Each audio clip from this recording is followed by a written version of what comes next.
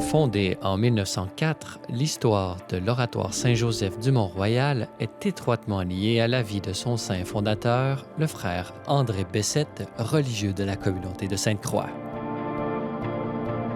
Plus d'un siècle plus tard, sa communauté est toujours présente et poursuit l'œuvre de celui que l'on nomme toujours le portier de Dieu. C'est le cas du père Patrick Vézina, directeur des associés du frère André.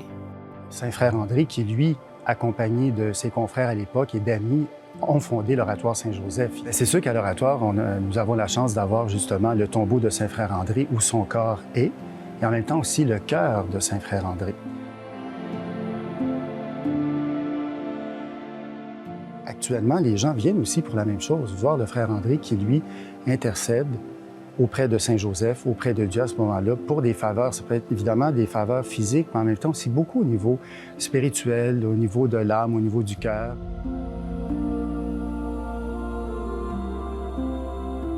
Bien, c'est sûr que parmi les gens qui viennent, il y a encore des personnes qui ont connu le frère André. Ces personnes-là sont quand même assez âgées, mais des fois, s'il y a des gens dans leur famille qui disent « Bien, moi, ma mère était venue ici prier pour moi, puis finalement, j'avais une maladie, je me suis senti mieux. » Les gens traversent à l'occasion et assez souvent des périodes assez difficiles dans leur vie.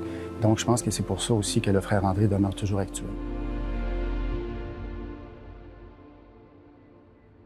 Soucieux de se rendre auprès des différentes communautés, les pères de Sainte-Croix accompagnent les reliques du saint frère André dans ses déplacements.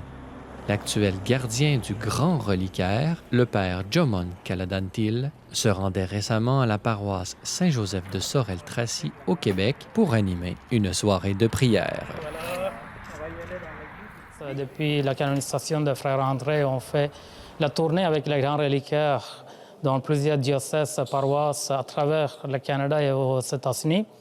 Dans la périphérie, comme le dit le pape François, aller dans la périphérie, églises sont sorties, va partout. Alors j'essaie de faire avec les grands reliquaires. Il y a, c'est-à-dire habituellement, ce qu'on fait, on expose, en arrivant à une église, on expose le grand reliquaire, la relique de frère André, qui est un morceau du cœur du frère André. Donc c'est une relique de la première classe.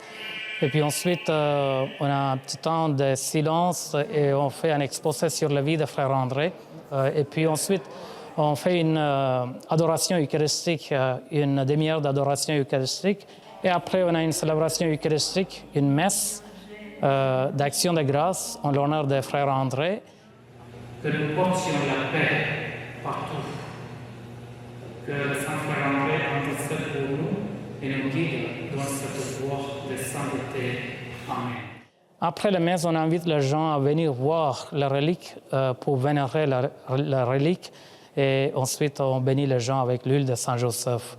L'huile de Saint-Joseph, ce que le frère André aussi l'utilisait, cette huile de Saint-Joseph, c'est brûlé devant une statue de Saint-Joseph à l'oratoire. C'est l'huile végétale, entre guillemets, miraculeuse. C'est la foi qui guérit. Hein? C'est les gens qui ont beaucoup de foi qui avancent pour recevoir une bénédiction avec l'huile de Saint-Joseph. Donc, il y a beaucoup d'histoires. En fait, à chaque endroit, sans doute, il y a des personnes qui viennent nous raconter un ou deux récits. Il y a des gens de la famille de frère André, famille Bessette aussi, qui participent à cette célébration.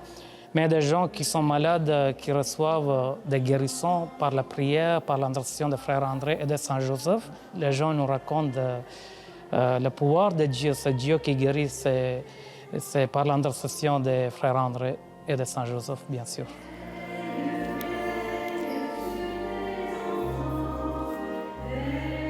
Karine, qui est paroissienne, est venue vénérer saint frère André en ce 17 octobre, jour anniversaire de sa canonisation. Aujourd'hui, on célèbre Dieu à travers toutes les merveilles qu'il a faites à travers saint frère André. Je ne le connaissais pas. J'ai appris à le connaître ce soir, par exemple. Je connais beaucoup de saints que je prie, dont je demande l'intercession. Mais lui, c'est vrai, je voyais la statue souvent, mais j'en ai appris sur lui, surtout en ce qui concerne l'humilité. Puis, son audace à afficher sa foi, surtout, je m'excuse, dans un contexte au Québec où la religion n'a pas nécessairement sa place. Moi, je trouve que ce serait bien d'en apprendre plus sur ces personnes-là. Moi, je n'ai pas honte de parler de Dieu, de l'Évangile, de pratiquer, mais ça vient encore conforter, consolider en fait ma foi.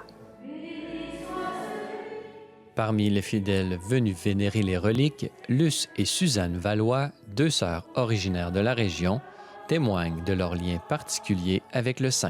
Alors, nous, on a toujours vécu avec, quand maman nous parlait de Frère André ou de la religion ou du Seigneur ou peu importe, on a grandi avec la foi. C'est ça, la raison pour laquelle on est venu ce soir. C'était très important pour nous. Le frère André a toujours été important dans notre famille parce qu'il a suivi notre mère dès le début. Quand elle est née, elle n'avait pas de santé. Les médecins, il y était plusieurs, il y était 3. Elle a condamné à mourir en bas âge. Ma grand-mère, qui était déterminée à essayer de la sauver, l'a amenée à l'oratoire Saint-Joseph. Elle a beaucoup insisté pour que le frère André touche à ses jambes parce qu'elle voulait qu'elle marche. Et 1 mois plus tard, notre mère s'est mise à marcher. Il a vraiment suivi notre mère toute sa vie. C'était particulier et pour nous, ce soir, c'était important d'être ici. Cette ferveur manifeste ne cesse de nourrir la fibre pastorale et l'enthousiasme du père Jomon Kaladandil. Les gens sont très doués. Je trouve qu'ils sont là pour une raison. Ils veulent prier, ils veulent écouter, ils veulent être là. Il y a des demandes de guérison, mais aussi une demande d'être avec Jésus. Alors donc, le frère André, par cet outil des grands reliquaires, par la prière de frère André, ils reviennent à Jésus pour la personne même. Donc, c'est magnifique, c'est beau. Depuis le début de ses pèlerinages en 2010, le grand reliquaire du frère André a visité environ 2000 paroisses et sanctuaires.